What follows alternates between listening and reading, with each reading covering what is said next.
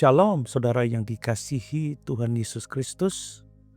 Dalam renungan sebelumnya kita telah melihat bagaimana dosa membuat Kain jatuh semakin dalam.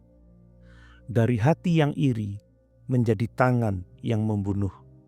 Tetapi hari ini kita akan melihat sesuatu yang menakjubkan, bahwa di balik hukuman atas dosa, kasih Allah tetap nyata. Mari kita baca Kejadian 4 ayat 15.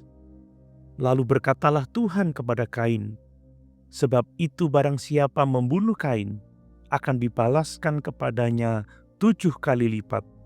Kemudian Tuhan menaruh tanda pada Kain, supaya ia jangan dibunuh oleh barang siapa yang bertemu dengan dia. Setelah Kain membunuh Habel, Allah menghukumnya. Engkau akan menjadi pelarian dan penggembara di bumi. Namun Kain menjerit ketakutan. Hukumanku itu lebih besar daripada yang dapat kutanggung. Di sini kita melihat hati manusia yang penuh rasa bersalah, tetapi juga hati Allah yang penuh belas kasihan.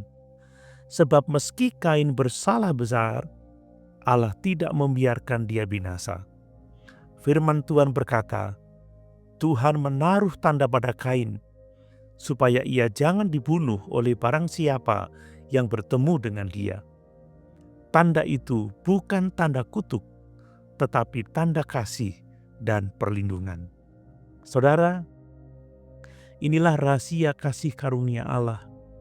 Ia adil menghukum dosa, tetapi ia juga penuh kasih dalam mengampuni dan memelihara hidup. Kain tidak layak dilindungi, tetapi Allah tetap memperhatikan dia. Begitu pula kita, tidak ada seorang pun di antara kita yang layak menerima belas kasihan Allah, tetapi Kristus menjadi tanda kasih Allah yang kekal bagi manusia berdosa. Di kayu salib, Allah meletakkan tanda kasih yang sempurna, darah Kristus. Melalui salib itu, setiap orang yang percaya tidak lagi hidup dalam kutuk, tetapi dalam perlindungan kasih karunia. Seperti Kain, kita pun seharusnya binasa karena dosa, tetapi Kristus menanggung hukuman itu bagi kita. Tanda salib kini menjadi lambang kasih yang melindungi dan memulihkan hidup setiap orang percaya.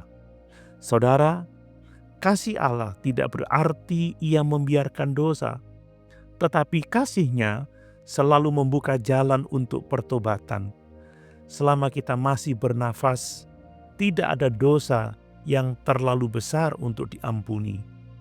Yang Tuhan rindukan adalah hati yang mau kembali kepadanya. Kain menyesal karena takut akibat kejahatannya, tetapi orang percaya menyesal karena menyakiti hati Allah.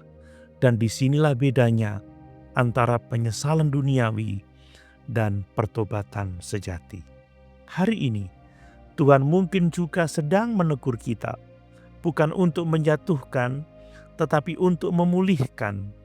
Tanda kasih-Nya masih ada pada kita, Roh Kudus yang berdiam dalam hati orang percaya. Ia mengingatkan, menegur, dan menuntun kita kembali ke jalan kebenaran. Apakah saudara melihat kasih Allah bahkan di saat Dia menegur atau mendisiplinkan saudara? Apakah saudara sudah berlindung di bawah tanda kasih Kristus yang melindungi dari hukuman dosa? Mari kita berdoa. Tuhan Yesus Kristus, terima kasih karena Engkau adalah tanda kasih Allah bagi dunia yang berdosa. Sekalipun kami sering gagal dan jatuh, Engkau tidak meninggalkan kami. Engkau menegur dengan kasih dan melindungi dengan rahmat-Mu. Ajar kami untuk melihat teguran-Mu sebagai anugerah, bukan ancaman. Tolong kami untuk hidup dalam pertobatan sejati dan bersyukur atas perlindungan-Mu setiap hari. Dalam nama Tuhan Yesus, tanda kasih Allah yang kekal, kami berdoa. Amin.